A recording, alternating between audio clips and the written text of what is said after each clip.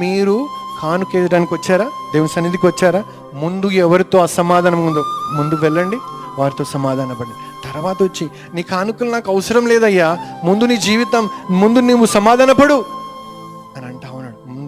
తండ్రి మనందరి పట్ల ఏం కోరుతున్నాడంటే ఎవరితో శత్రుత్వం ఉండదు, ఎవరితో మనము మరి మిస్అండర్స్టాండింగ్స్ ఉంటే క్లియర్ చేసుకోవాలి, తగ్గించుకోవాలా.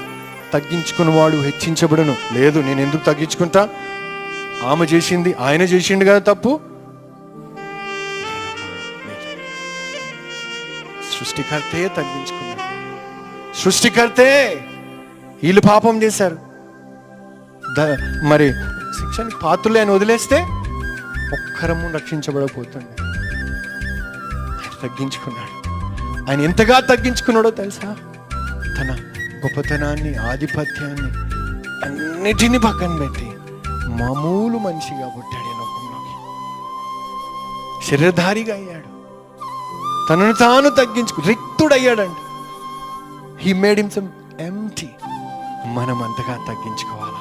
కొంతమంది అంటారు, నేను సారీ చెప్తే చులకనైపోతా. లేదు లేదు, నువ్వు అనుకుంటావు, మనం లేదు. ఆ సమయంలో అట్లా అనిపించవచ్చు, కానీ దేవుడు చూస్తున్నాడు. ఆయన తప్పకుండా నీవు క్షమిస్తే ఆయన ఘనపరుస్తాడు.